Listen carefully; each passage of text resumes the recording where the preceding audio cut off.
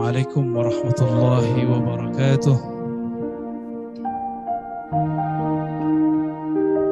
Alhamdulillahilladzi basyarana biwiladati Sayyidina Muhammad sallallahu alaihi wasallam wa ja'alana min ummati Sayyidina Muhammad sallallahu alaihi wasallam. Asyhadu an la ilaha illallah wa asyhadu anna Muhammadan abduhu wa rasuluh. Allahumma salli ala sayyidil wujud Sayyidina Ahmad Sayyidina Muhammad wa ala alihi wal mahdi khalifatihi wa sallim. Amma ba'du. Gimana, ngantuk? Colek temannya, ada yang ngantuk-ngantuk tuh, kasihan, capek kali ya. Ya, jangan dibully ya, dibangunin ada colek ya.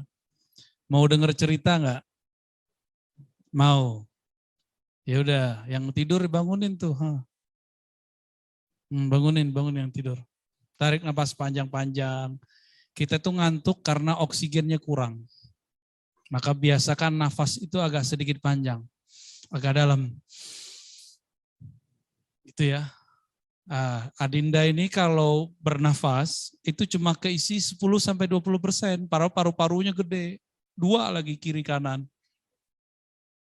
Penyakit yang disebabkan virus corona itu karena biasanya pernafasannya nggak kuat. Maka kuat-kuat. Kalau bisa di sini ada latihan pernafasan. Moga nanti dipersiapkan ya para ustadz, para pengurus. Yang sama-sama kita hormati pimpinan yayasan, Pak Dr. Cepi ya. Kemudian para asatiz, para masyaikh, para kiai, dan yang terkhusus spesial Adinda, para siswa, siswi, santriwan, santriwati. Insya Allah besok hari santri. Maka saya sampaikan selamat hari santri nasional. Untuk semua para santri, ya, mari kita bacakan Al-Fatihah. A'udzubillahi minasyaitonirrajim. Bismillahirrahmanirrahim. Alhamdulillahirabbil alamin arrahmanirrahim maliki yaumiddin. Shiratal ladzina an'amta 'alaihim ghairil maghdubi 'alaihim. Dulu-dulu enggak ada hari santri, baru belakangan ini ada hari santri, dan ini keberkahan bagi kita semua. Dan Adinda harus tahu negara ini banyak hutang kepada para santri. Yang mendirikan negeri ini dulu adalah para santri.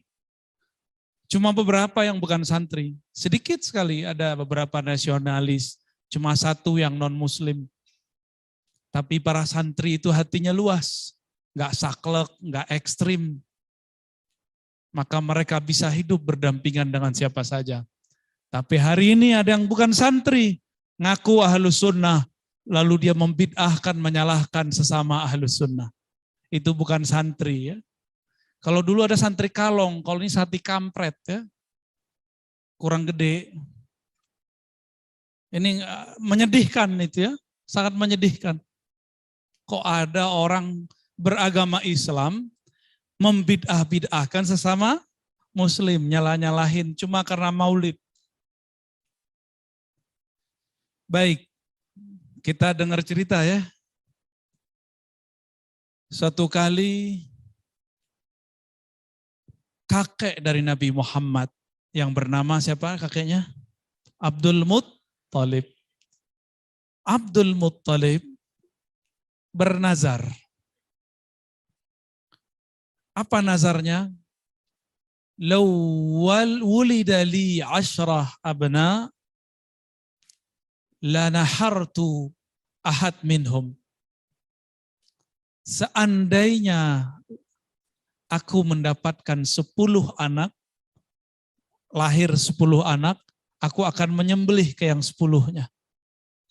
Jadi yang ke-10, yang paling kecil disembelih.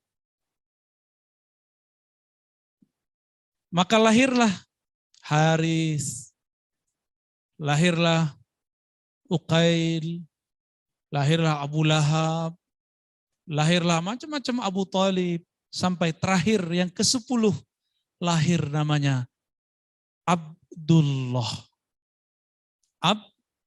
Abdullah bin Abdul Muttalib. Maka Abdul Muttalib pun membawanya ke Ka'bah. Sampai di Ka'bah, itu anak Abdullah udah mau disembelih. Tiba-tiba diselamatkan oleh saudaranya, dibawa lari. Maka datanglah kaum Quraisy kepada Abdul Muttalib. Kaum Quraisy itu suku besar, suku yang menaungi Abdul Muttalib. Jadi Abdul Muttalib itu ayahnya namanya siapa?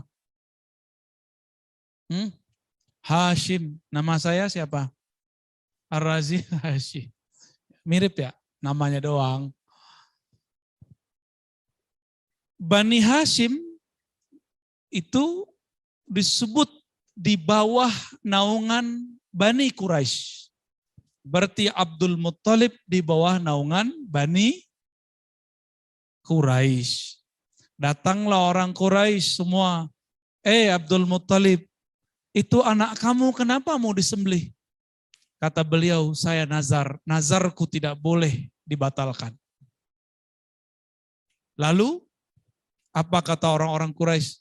Tunggu wahai Abdul Muttalib. Kita undi saja. Kita undi. Gimana ngundinya? Siap, dikasihlah 10 dari anak itu, 10 kendi. Siapa yang ada isinya di situ, ketika diputar, berarti dia nanti akan disembelih. Maka dibagilah. Ternyata yang dapat kendi yang ada isinya siapa? Abdullah. Ya udah, akhirnya Abdul Muttalib tetap mau menyembelih. Apa kata orang Quraisy? Baiklah. Ya. Kalau begitu, kita undi lagi. Nanti sekali undi, kalau masih dia yang terpilih, kami ganti 10 domba. Jadi supaya nggak disembelih, diapain? Diganti dengan 10 domba. Diundi lagi. Ketemu lagi nama Abdullah. Diganti lagi 10 domba. Udah 20. Diundi lagi. Masih Abdullah. Diganti lagi jadi berapa? 30. Pusing orang Quraisy. Tapi Quraisy ini karena banyak juga yang kaya, mereka bilang, teruskan, ini cucu kita, nggak boleh dibunuh, nggak boleh disembelih. Undi lagi, sampai diundi ke yang 10 kali. Berarti 10 kali 10 berapa? 100 domba. Jadi harganya Abdullah itu 100 domba. Akhirnya yang ke-10 kali tidak lagi diteruskan undiannya karena namanya sudah hilang. Bukan ke beliau lagi. Abdul Muttalib pun tidak jadi menyembelih siapa? Abdullah.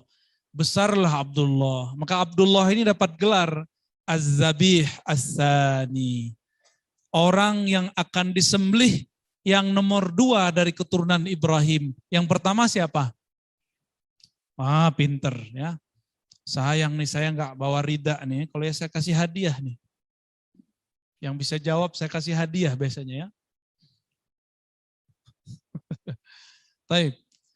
Jadi yang pertama Nabi Ismail. Jadi disembelih nggak Nabi Ismail?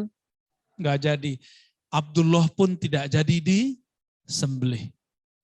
Abdullah kemudian jadi dewasa. Abdullah kemudian menjadi pedagang.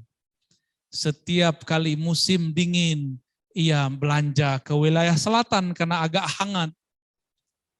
Ketika musim panas, dia berangkat ke utara, ke wilayah Syam, wilayah Suriah, bahkan ke wilayah Busra, ke wilayah Syam, dan berbagai wilayah di utara. Masih muda, tapi sudah keluar masuk negara orang. Ini Adinda ini sudah berapa kali ke luar negeri? Belum banyak ya? Belum ya? Apalagi udah kena COVID. Udah gak sempat kemana-mana. Abdullah sudah bolak-balik ke luar negeri. Dalam perjalanannya mau pulang, dia bertemu seorang perempuan. Perempuan ini hafal kitab suci Taurat, dan doa-doanya sakti. Ketika melihat Abdullah, apa kata si perempuan? Wahai hamba Allah, datanglah ke rumahku, aku berminat kepadamu. Wah, ini perempuan berani juga ya. Berani dia sama laki.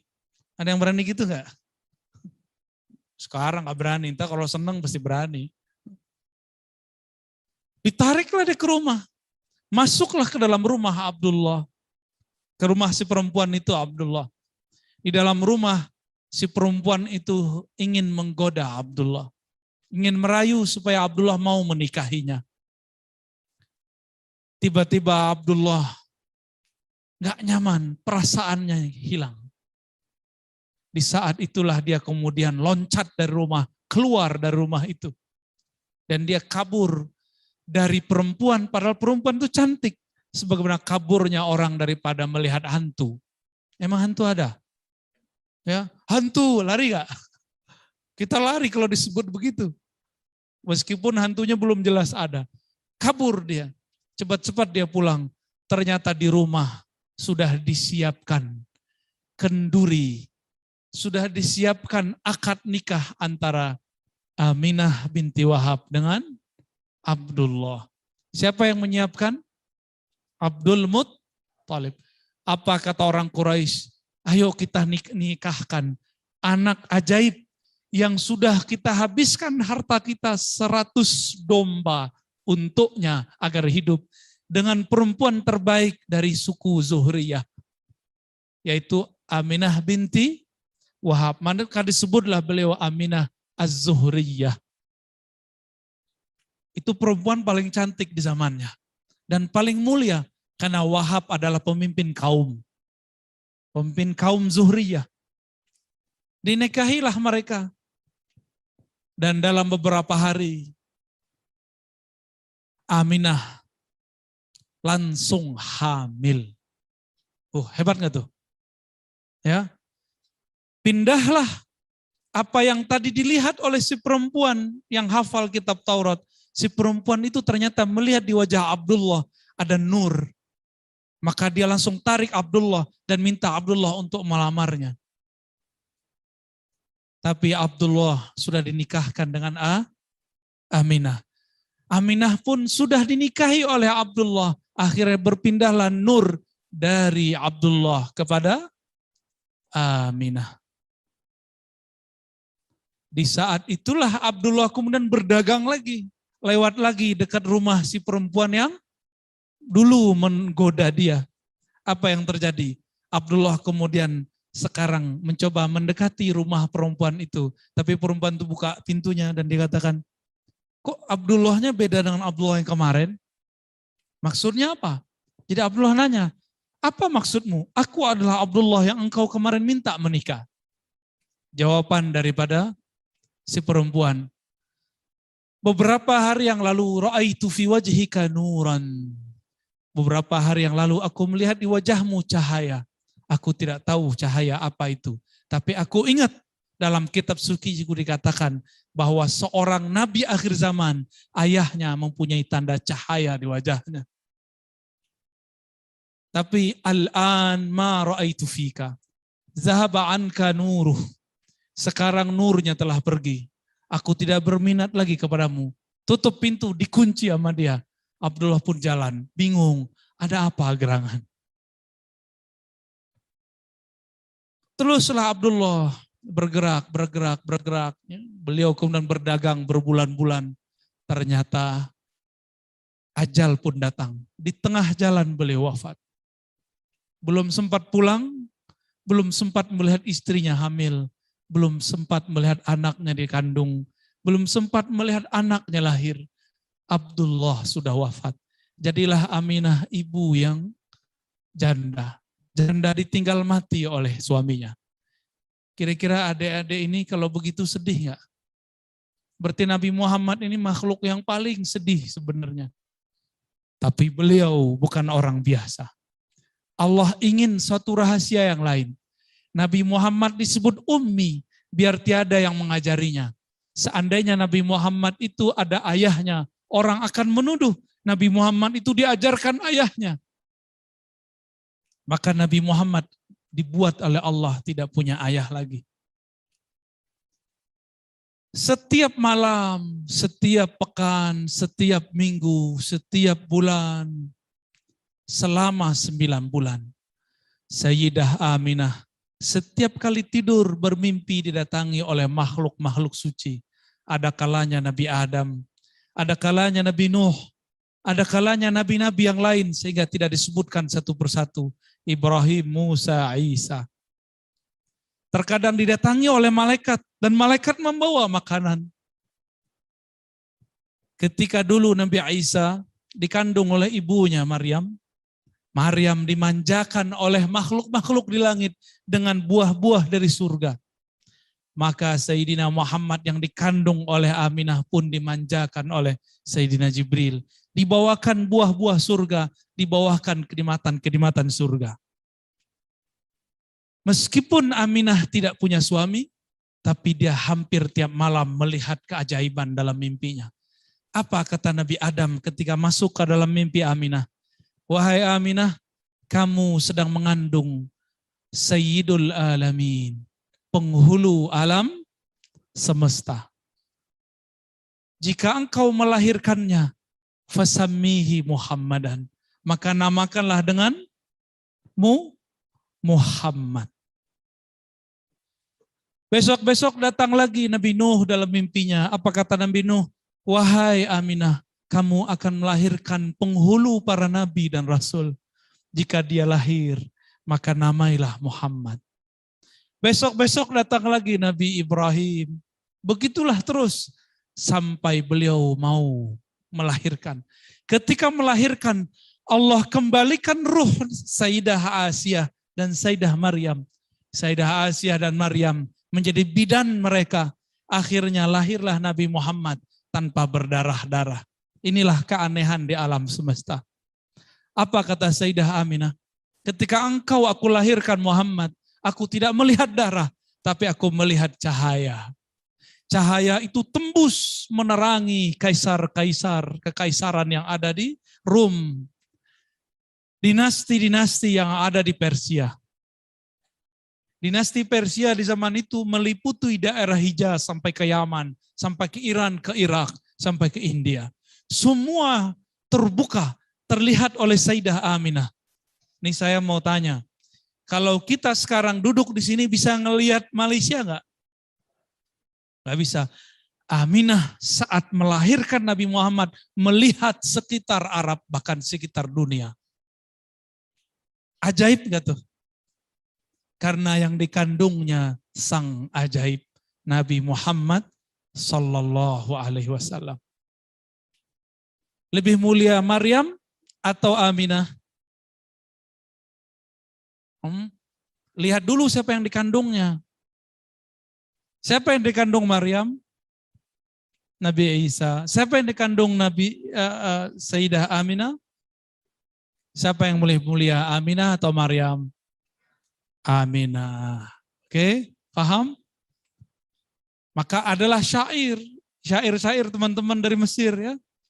Semulia-mulia, senikmat-nikmat ibu, khairun nisa, sebaik-baik perempuan, itulah yang melahirkan Nabi Muhammad Sallallahu Alaihi Wasallam. Ya. Dan Nabi kemudian mengatakan, wulidtu makhtuna. Nabi Muhammad mengatakan, aku terlahir sudah disunat. Ada nggak yang dilahir udah disunat? Ya, disunat umur berapa, Dek? Udah disunat belum? Belum ya? Udah ya. Ada yang belum disunat?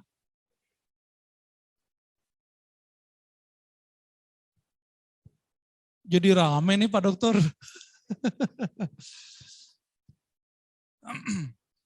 Bagi laki-laki wajib ya disunat, bagi perempuan tidak wajib. Ya, dianjurkan. Jadi kalau perempuan jangan ditanya, cuma dianjurkan. Apa kata beliau? Coba dihafalkan hadisnya. Wulidtu makhtuna. aku terlahir sudah sudah dikhitan. Siapa nabi yang pertama kali dikhitan? Nabi Ibrahim pinter. Kita mau tanya, Yesus Nabi Isa dikhitan nggak? Tahu dari mana? Nabi Isa dikhitan. Kalian tahu nggak Yahudi dikhitan? Udah ketemu orang Yahudi belum? Belum. Sebenarnya di Indonesia ada sebagian keturunan Yahudi, tapi tidak populer. Indonesia menutup kat dengan Yahudi. Tapi sebenarnya ada keturunannya di sini. Mereka diam-diam, ya, karena orang Indonesia benci dengan Yahudi. Karena Indonesia kebanyakan Muslim tidak senang dengan Yahudi. Waktu saya jalan-jalan dakwah di Paris, saya jalan di komplek Yahudi. Jalan kita di komplek Yahudi. Begitu dia masuk ke Al-Quds, Yerusalem, saya ketemu orang-orang Yahudi. Tapi saya nggak meriksa, ya.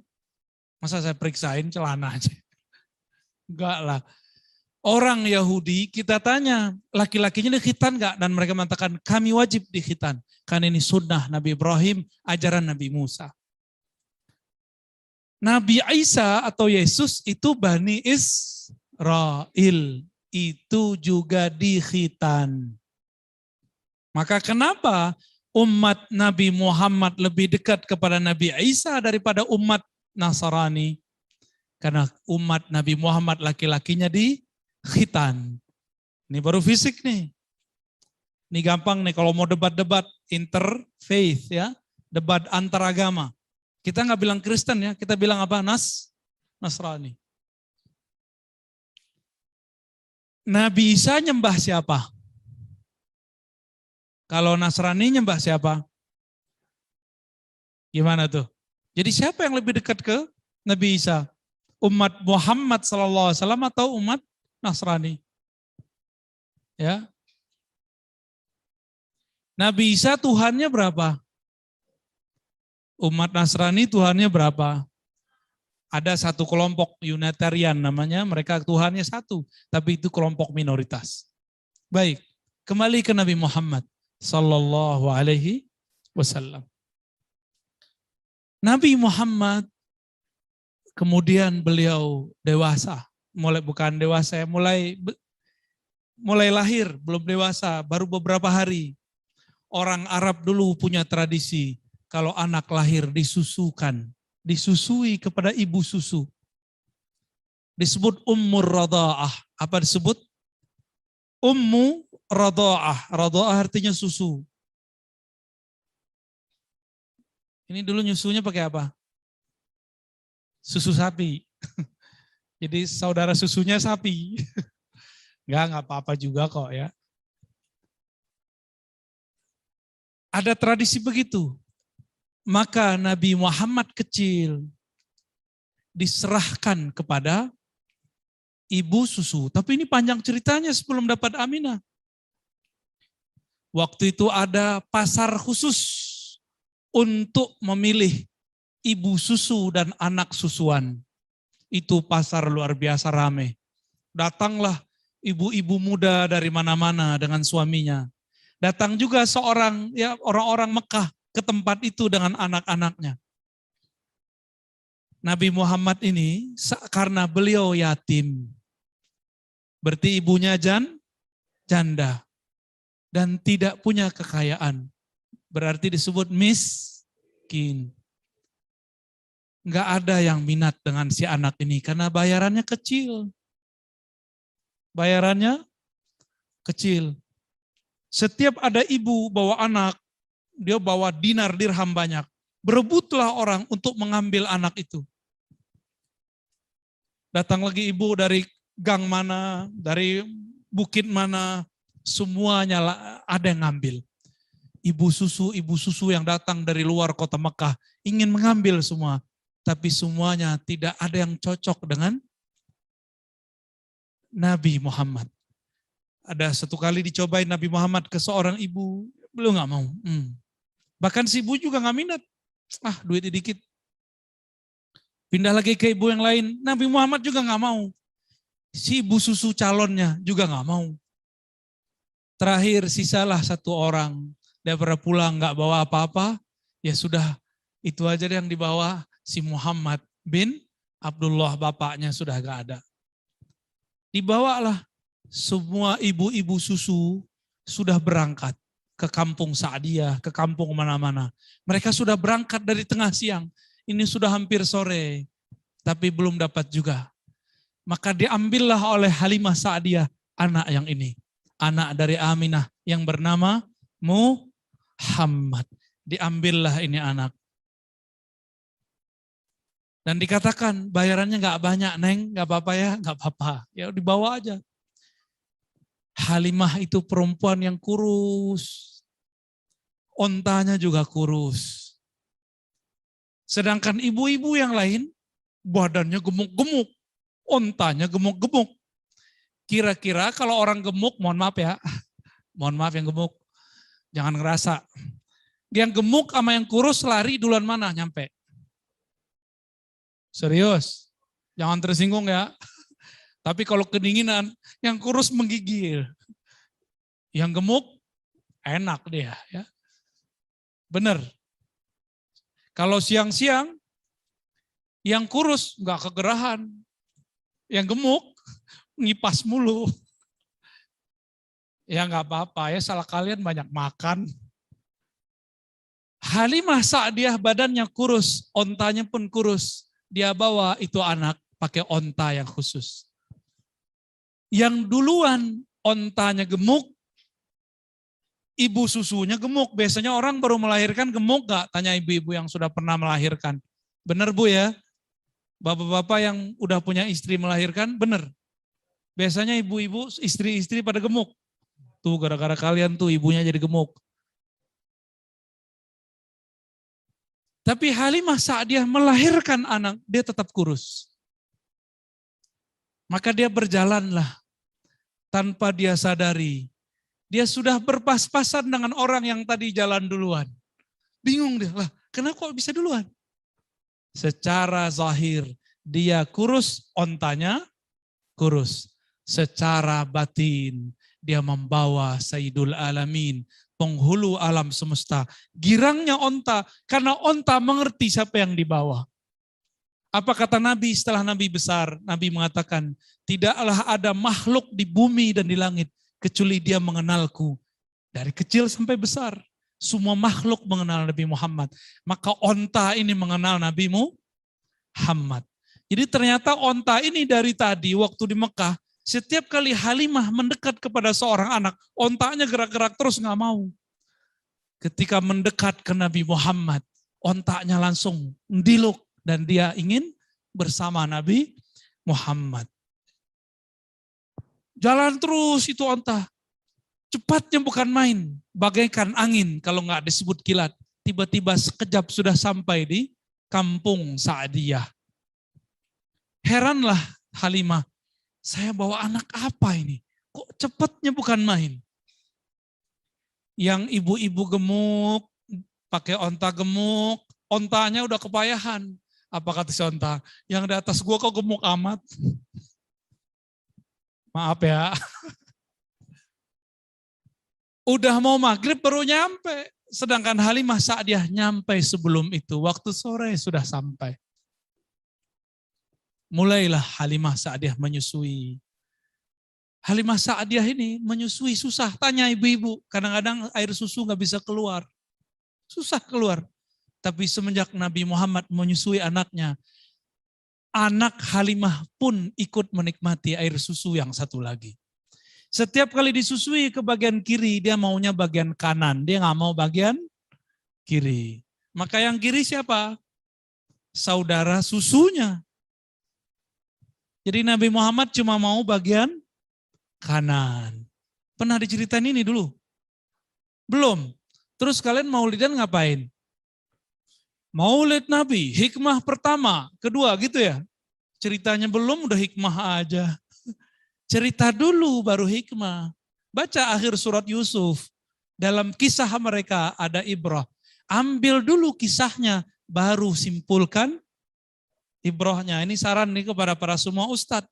Setiap kali PHBI ambil cerita yang ada event kisah Nabi di situ.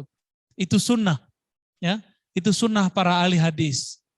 Cuma karena semuanya ahli hadis, kita nggak mungkin baca kitab hadis di depan. Baru dimulai mungkin sudah ditulis semua, ya. Wabillahi qala haddatsana Abdullah, langsung tidur semua tuh. Maka kita bawa seperti cerita. Lanjut.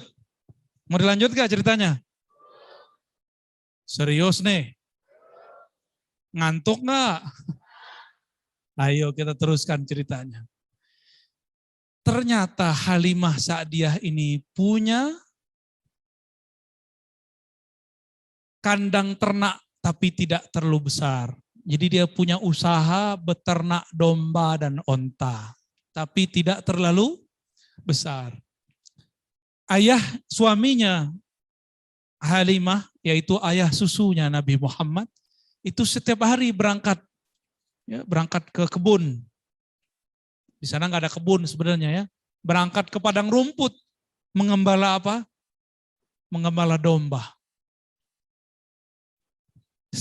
Semulai dari hari itu, domba yang ada di tangannya ayah susu Nabi Muhammad itu gemuk-gemuk, gampang makan, jarang sakit, semuanya sehat, dijual-jualnya mahal. Maka lama-lama rumah itu jadi berkah. Lama-lama rumah Halimah Sa'diyah menjadi sumringah. Senyum tiap hari, mereka tidak pernah miskin. Mereka tidak pernah kehabisan uang. Mereka tidak pernah kehabisan susu di rumah. Mereka bahkan kelebihan susu. Mereka bagi-bagikan itu. Lama-lama Nabi Muhammad ini tambah gede, tambah gede. Nabi Muhammad itu tidak mau menyusui Halimah. Jika dilihat Halimah Sa'diyah sudah lelah, dia berhenti menyusu. Kecil sudah pengertian. Dia menyusu hanya syaratnya aja. Lama-lama makin besar, seperti anak-anak. Mulailah Halimah Sa'diyah melihat Nabi Muhammad kecil, suka main-main. Main-main. Ini adik-adik ini suka main nggak? Suka ya? Kalau ada rumput, suka guling-guling nggak? Waktu kecil, sampai sekarang kayaknya begitu deh. Ada pasir, suka main-main di pasir nggak? Masih kan? Kalau pergi ke pantai, suka lari-lari nggak di pantai? Berenang-berenang. Kebetulan di sini ada kolam renang ya. Gak usah jauh-jauh berenang. Betul, Nabi Muhammad sama dengan anak-anak lain juga suka berenang. Tapi tidak ada tempat berenang di situ. Akhirnya berenang pasir. Main pasir lah Rasulullah dengan semua teman-temannya. Sampailah umur beliau 5 tahun. Sesekali dijenguk oleh Aminah. Tiba-tiba Aminah, ya, bukan Aminah ya, Halimah, dikabari oleh anaknya. Wahai ibunda, kutila Muhammadun. Muhammad dibunuh orang, Muhammad direnggut orang. Anaknya masih ngomongnya belum jelas, tapi bisa dipahami. Maka Halimah Sa'diyah bersama suaminya mengejar di mana tempat Nabi Muhammad bermain. Ketemulah di situ, di satu lapangan. Nabi Muhammad udah main lagi. Ditanyalah oleh Halimah, wahai Muhammad anakku, apa gerangan yang terjadi padamu? Kenapa saudaramu berteriak menangis bahwa engkau akan dibunuh oleh seseorang? Nabi Muhammad mengatakan, wahai ibunda Halimah, belum lama ini ada 2 orang datang, aku lihat terbang dari langit turun ke bawah, dia bersayap. Tiba-tiba orang ini mengambilku di antara teman-temanku, lalu membelah dadaku dan mengambil jantungku dan membersihkan isi jantungku yang ada noda hitam 2 di dalamnya. Lalu dikembalikan ke dalam, aku kembali sehat seperti semula dan mereka pergi dan menghilang sedia kala. Tiba-tiba aku bisa berlari lagi, bermain lagi seperti semula. Halimah kemudian takut, dia sambil menangis, dia peluk Nabi Muhammad. Dia sudah menganggap Nabi Muhammad anaknya sendiri. Dia mengatakan, anak ini berbahaya. Anak ini tidak boleh ditinggalkan lagi di sini. Anak ini harus dikembalikan kepada ibunya, kakeknya. Karena tempat ini sudah tidak aman. Maka besok Halimah Sa'diyah dengan berat hati mengantarkan anak tersayangnya, anak susuannya kepada Aminah dan kakeknya Abdul Muttalib. Sampailah di Mekah, diceritakanlah semua kejadiannya. Maka Aminah pun bercerita, betul anak ini spesial. Dulu waktu aku melahirkannya, aku melihat cahaya keluar dari badanku. Itu cerita dari siapa? Halimah dan Aminah. Jadi dua ibu sudah menyaksikan bahwa anak ini luar biasa. Sallallahu alaihi wasallam. Sampailah kemudian Nabi Muhammad agak sedikit dari anak-anak menjelang remaja. Oleh kakeknya Abdul Muttalib, disuruhlah Nabi Muhammad ini dan pamannya Abu Thalib mengembala kambing atau Maka tiada seorang nabi kecuali dia bawa tongkat juga untuk jalan, jaga diri, dan mengembala domba. Pernah ngembala domba nggak? Oh, saya waktu kecil pernah, karena ngikutin sunnah itu. Pernah punya kambing 3 bulan. Jadi tiap sore pulang sekolah saya nyabit rumput. Bapak saya larang, saya bilang nggak apa-apa, Pak. Ya, saya pengen tahu rasanya gimana jadi peternak. Walaupun cuma 1 kambing. Alhamdulillah, tangan kita kapalan dikit ya, 3 bulan lumayan. Karena saya ini aslinya kidal, nyabit rumput pakai kanan. Jadi nggak ada yang benar nyabit rumputnya. Kalau pakai kiri, udah nggak pas juga karena sudah dilatih pakai kanan. Ya sudah 3 bulan saya serahkan. Nabi Muhammad lebih lama lagi. Beliau sedang memerankan sebagai pengembala domba. Pengembala domba itu sabar atau enggak? Sabar. Jadi itu latihan kesabaran untuk Nabi Muhammad. Sabarnya bukan main tuh. Setelah agak remaja, Abu Thalib disuruh oleh Abdul Muttalib, ayahnya, berarti kakek Nabi Muhammad. Hei Abu Thalib, bawa cucuku ini berdagang ke wilayah Irak atau ke wilayah Syam. Maka berdaganglah mereka. Sampailah kemudian di satu negeri.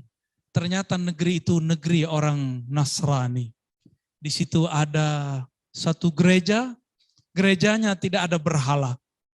Tidak ada patung Nabi Isa di situ. Ternyata gerejanya gereja tauhid, masih menyembah Allah semata. Disebut ajaran Kristen atau Nasrani Unitarian. Hanya menyembah satu Tuhan, Allah Subhanahu wa taala. Dia menghafal kitab Injil.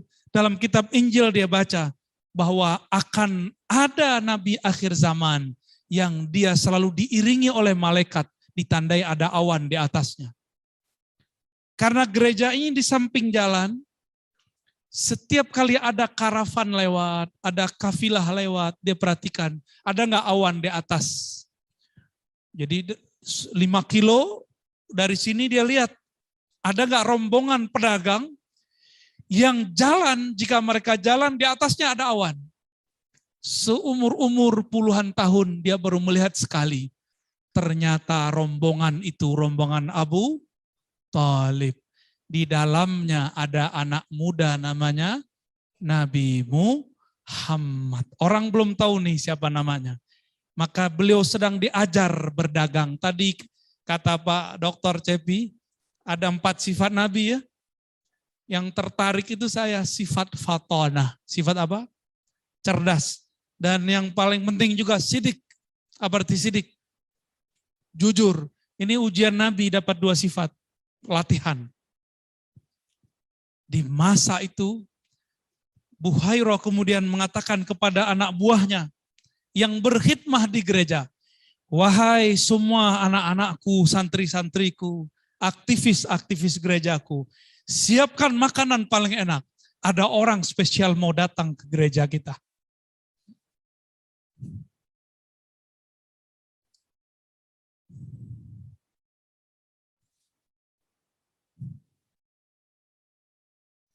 Allahumma sholli.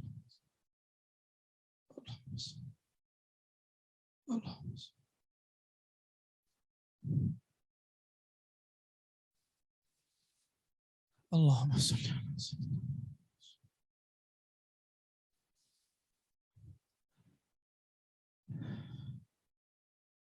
Allahumma sholli ala sayyidina.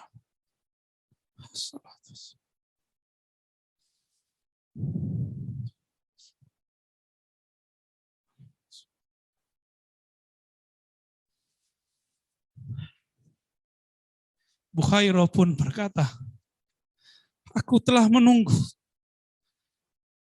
orang yang dijanjikan di akhir zaman. Ciri-cirinya cuma satu. Jika dia berjalan, di atasnya ada awan. Dialah Nabi yang aku tunggu-tunggu. Nabi Muhammad Sallallahu Alaihi Wasallam. Akhirnya beliau Bukhairah mempersilahkan kafilah yang lewat untuk masuk ke gereja beliau. Sampai di gereja mereka makanlah semua. Kanisah Bukhairah. Bertanyalah Bukhairah, dia lihat di atas, kenapa awannya tidak ada di atas kanisah tadi? Apa arti kanisah? Gereja. Dilihat di atasnya kok nggak ada awan. Akhirnya Bukhairah berkata, semua lagi makan. Siapakah pemimpin kaum kalian? Maka mengangkat tanganlah Abu Thalib, aku wahai Tuan Pendeta. Adakah orang yang belum ikut makan bersama kita? Lalu Abu Thalib mengatakan, betul ada anakku. Dia masih kecil, aku baru mengajari dia. Kami belum menganggapnya sebagai pedagang beneran. Apa kata Bukhairah? Bawa aku kepadanya. Sembari mereka makan, Bukhairah kemudian bertemu dengan Nabi Muhammad Sallallahu Alaihi Wasallam. Dia lihat di atasnya ada awan. Tidak banyak riwayat menyebutkan bahwa Bukhairah sebenarnya langsung memeluk Nabi Muhammad Sallallahu Alaihi Wasallam. Ayo kita sholawat. Allahumma sholli ala Sayyidina Allah. Allahumma sholli ala wassalatu wassalamu alaika.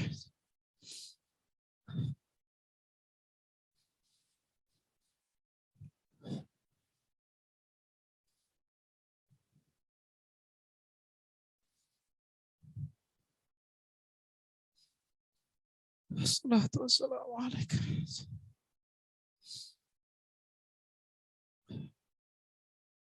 Bayangkan adik-adik menunggu ayah yang hilang. Alah ayah hilang sekian tahun tidak pulang. Tiba-tiba pulang, nangis gak?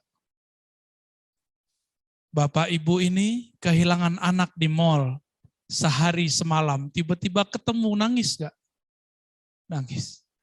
Bukhairah dikabarkan gurunya, nanti akan ada di zamanmu muncul seorang nabi. Dialah penutup nabi di masa ini, yaitu Ahmad, yaitu Muhammad. Bertemulah mereka, berdialoglah mereka. Disitulah muncul nur pertama kali dari Nabi Muhammad Sallallahu Alaihi Wasallam. Nabi berbicara sesuatu yang tidak layak, yang tidak mungkin dibicarakan oleh seorang anak kecil. Anak kecil mana mengerti mengenai tauhid. Anak kecil tak tahu. Tapi Nabi Muhammad bisa berbicara tentang la ilaha illallah. Nabi Muhammad bisa berbicara tentang Allah Ahad, Allah Samad. Nabi Muhammad menolak berhala Lata dan Uzza. Bukhairah heran. Akhirnya anak itu dipeluk oleh Bukhairah. Sembari dia menangis. Saya baru membayangkan saya nangis. Apalagi Bukhairah yang sudah menunggu bertahun-tahun. Puluhan tahun dia menunggu.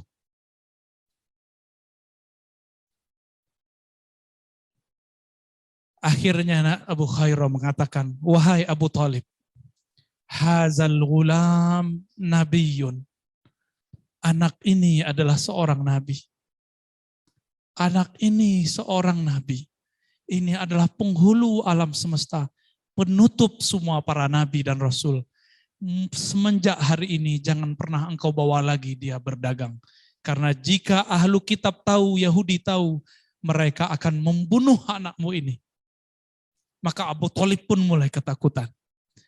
Segeralah Abu Thalib bersama semua kafilahnya pulang menyembunyikan Nabi Muhammad sallallahu alaihi wasallam. Berarti Nabi Muhammad sudah dikenali sebagai nabi semenjak kecil. Siapa yang mengenali? Buhairah.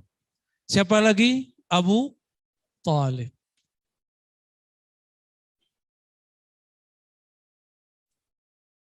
Sampailah di Mekah, Nabi Muhammad menjadi remaja yang luar biasa. Wajahnya sangat bercahaya. Kata beliau, Nabi Yusuf itu ganteng dan gagah, tapi jamaluhu nisfu jamali. Gagahnya Nabi Yusuf baru separuh gagahku. Kebayang, adinda yang perempuan, artis paling cakep siapa? Aktor, artis, penyanyi paling cakep siapa? Bukan yang di sini. Ada ya? Kalau dia lihat, pernah nggak kalian melihat, nih lagi konser, di zaman sebelum pandemi, artis muncul, lalu ada yang berteriak histeris, pingsan. Pernah lihat nggak? Pernah. Di sini? Bukan.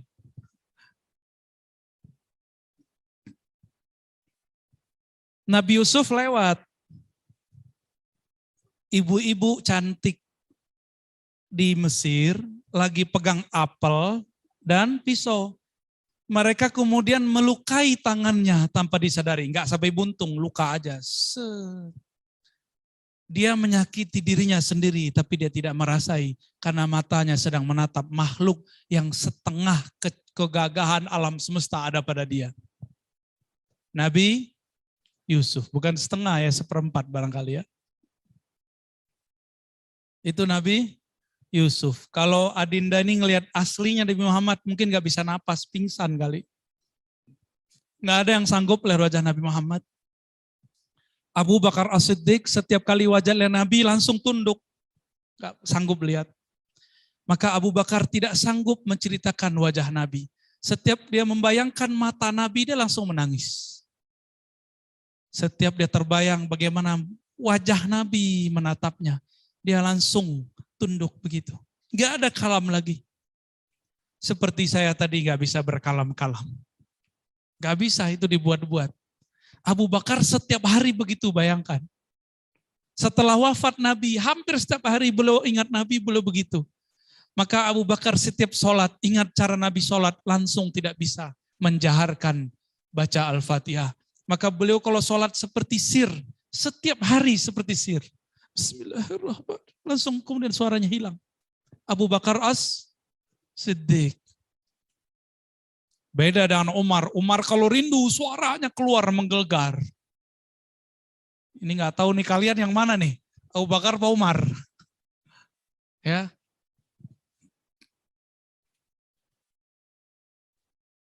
Nabi Muhammad beranjak muda. Ini bagian terakhir yang mau saya ceritakan. Terjadilah banjir di Mekah. Jadi Mekah itu pernah banjir beberapa kali. Ketika terjadi banjir, Hajar Aswad yang dulu belum terlalu hitam, tapi karena banyak berhala, kemudian menjadi hitam. Disedot itu dosa semua orang yang musyrik.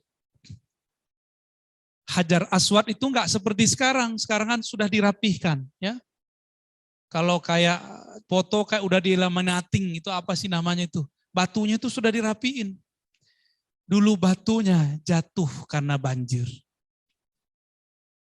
Berdirilah semua kaum, masing-masing merasa dirinya, kelompoknya paling kuat. Mereka ingin mengangkat ke tempat semula, tapi tidak ada satupun yang berhasil. Ganti kaum yang kedua, kaum yang ketiga, keempat, tidak ada satupun yang sanggup mengembalikan. Nabi ini fatonah, inilah puncak fatonah Nabi. Supaya orang Arab semuanya dapat kemuliaan. Karena orang Arab ini haus kemuliaan, haus penghargaan. Maka Nabi Muhammad SAW mengatakan, Maukah kalian wahai tuan-tuan, paman-pamanku, kakek-kakekku, aku tunjukkan cara yang paling adil. Semua kalian akan merasa mulia. Ambillah kainku ini. Diambillah ridanya beliau. Ya. Kemudian ditaruh di lantai. Pindahkanlah batu itu. Bahkan di riwayat lain tidak pakai rida. Kita angkat sama-sama. Ujung yang ini, kaum yang ini. Akhirnya ada 4 suku. Semuanya mengangkat bersamaan. Lalu mereka merangkat bersamaan. Kembalilah batu kepada tempatnya semula. Dan semuanya bersyukur, bertasbih, berterima kasih kepada Nabi Muhammad Sallallahu Alaihi Wasallam. Terkenallah Nabi Muhammad saat itu dengan sebutan Muhammad Sang Jenius. Ini belum lagi Muhammad Al-Amin ini. Baru Muhammad Sang Jenius. Karena saya sedang berbicara di kampus Al-Maksum di mana banyak santri, banyak siswa-siswi. Saya berharap adinda sekalian menjadi orang yang fatonah. Fatonah itu bukan banyak hafalan. Fatonah itu yang mengerti keadaan. Mari menjadi orang yang mendapatkan kecerdasan fatonah Nabi Muhammad Sallallahu Alaihi Wasallam. Demikian kira-kira yang dapat saya sampaikan. Gimana Ustadz Halim? Buya, insya Allah kita punya waktu sampai jam 5.30. Kalau berkenan Buya ada yang bertanya. Mangga. Baik, salawat dulu deh. Ya Nabi salam alaik. Ya Rasul salam salam alaika. Ya Habib salam alaika. Salawatullah alaika. Sekali lagi. Ya Nabi salam alaika. Ya Rasul salam salam alaika. Ya Habib salam alaika. Salawatullah alaika. Baik, dari anak-anakku nanti persiapkan bertanya kepada Buya jika ada hal yang ingin ditanyakan. Tapi sementara mohon izin Bapak akan bacakan pertanyaan dari jamaah melalui di chat Zoom ya, apa di YouTube. Tapi sebelumnya kami dari Al-Masum berterima kasih kepada seluruh keluarga besar Al-Masum yang mengikuti pengajian kita pada sore hari ini. Jadwal ini adalah jadwal biasa Kamisan, tapi momentumnya kita gabungkan dengan peringatan Maulid Nabi. Di Zoom hadir Pak Rektor juga Buya, alhamdulillah bisa hadir. Dan keluarga besar Al-Masum juga alhamdulillah jamaah-jamaah yang biasa mengikuti kajian Buya juga pada bisa hadir. Ada yang di Zoom, ada yang di YouTube. Ada yang bertanya sebelum dari Ananda sekalian. Izin Buya bertanya, sekarang banyak yang menyampaikan dari suatu golongan tentang ayah ibu Nabi, bahwa ayah ibu Nabi berada di neraka. Mohon penjelasannya Buya. Baik, ini sudah banyak saya bahas sebenarnya di kajian-kajian terbuka ya, sudah ada kajiannya di sosial media. Apakah benar orang tua Nabi masuk neraka? Ada yang mau nggak dibilang orang tuanya masuk neraka? Kalau ada orang yang ngomong begitu kita apain? Enggak, itu contoh aja. Kalau kita nggak berpendidikan, kalau kita berpendidikan kita apain? Kita aja ngobrol dia, nggak jadi dilempar, taruh lagi. Ya, katanya fatona. Ya. kita ajak ngobrol mereka. Kita kasih tahu kepada orang-orang yang berani mengatakan orang tua Nabi masuk neraka. Kamu mengerti gak hadis Nabi? Ketika Nabi mengatakan, Inna abi wa abaka finnar. Afwan Ustaz, ada tisu. Jadi ada seseorang datang kepada Nabi. Nah, dengar nih ceritanya nih. Ada seseorang datang kepada Nabi. Apa kata orang ini? Wahai Rasulullah, di manakah tempat ayahku? Al-Quran jangan taruh di bawah sayang. Naikin. Al-Quran jangan taruh di bawah. Itu turunnya dari aras itu. Ya. Kalian taruh di bawah, waduh sedih. Nangis Jibril lihatnya ya. Taruh di atas. Ada Quran yang taruh di bawah. Ya. Mulai hari ini jangan ada yang naruh Quran di bawah. Ya. Siap? Kenapa? Quran turunnya dari mana? Dari langit. Ada satu surat turun dari aras. Aras itu makhluk paling besar, meliputi alam semesta. Terus sekarang kalian taruh di bawah. Gimana mau berkah pesantren kita, sekolah kita? Ilmu kita nggak berkah. Tolong guru-guru, ya kitab jangan taruh di bawah, taruh di atas. Ya, di situ ada nama Allah. Benar nggak? Ada nama Allah nggak? Nih, saya ceritakan satu sebelum menjawab yang tadi. Ada seorang ulama zaman salafus saleh. Dia ini pengen jadi wali tapi nggak jadi-jadi. Zikir udah banyak, baca Quran udah banyak, hafal hadis sudah banyak. Nyalahin orang lain juga banyak. Tapi nggak kunjung-kunjung jadi wali Allah. Suatu kali dia melihat di tong sampah ada kertas tertulis bismillah dibuang ke tong sampah. Dia melihat itu menggigil, ada nama Allah kok dibuang ke tong sampah. Ini pasti santri yang nggak belajar ini ya, nggak belajar adab. Dia ambillah itu, dia bersihkan. Ada debu-debunya dia bersihkan, langsung dia telan, dia makan. Malam-malam dia bermimpi, Allah datang kepadanya dan mengatakan, wahai hambaku, engkau telah menghormati namaku. Maka saksikan saat ini aku menjadikanmu sebagai kekasihku. Syukur. Langsung dia jadi kekasih Allah. Jadi siapa tahu Adinda ini nggak jadi wali karena sholat jamaah, karena sholatnya terpaksa disuruh ustadz. Nggak jadi wali karena tahajudnya kalau nggak tahajud kena strap.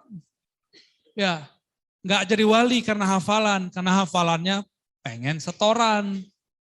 Gimana mau jadi wali Allah?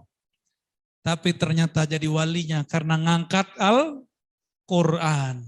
Dari tempat yang di bawah diangkat ke atas. Ya, mau jadi kekasih Allah? Hormati buku-buku, simbol-simbol, nama-nama, kaligrafi yang ada nama Allah Subhanahu wa Ta'ala. Kembali ke yang tadi. Ada seseorang datang ke Nabi dan bertanya, wahai Rasulullah, di mana ayahandaku? Lalu Nabi mengatakan, ayahmu masuk neraka, wahai Tuhan. Lalu sedihlah orang ini. Orang ini sedih. Ini bukan Nabi loh ya. Ini siapa? Sahabat Nabi. Sahabat Nabi sedih dibilang orang tuanya masuk neraka. Lalu Nabi hibur. Apa cara Nabi menghiburnya? Wahai sahabatku, inna abi wa abaka finnar. Sesungguhnya ayahku dan ayahmu masuk neraka. Hadis riwayat Imam Muslim. Nabi lagi hibur supaya orang itu nggak sedih, disebutlah ayah Nabi juga masuk neraka. Berarti Nabi nyesel nyebut orang tua dia masuk neraka. Berarti Nabi sadar kalau kita menyebut orang tua dia masuk neraka, orang itu sedih. Sekarang ada ustadz tamatan Timur Tengah katanya, ngajinya di Madinah katanya, jalan di kampungnya Nabi katanya, tapi dia mengatakan orang tua Nabi masuk neraka. Sedih gak Nabi kalau digituin? Sedih. Kira-kira kalau ketemu Nabi disapa gak tuh orang tuh? kok bakal disapa. Al-Wahsy bunuh Sayyidina Hamzah.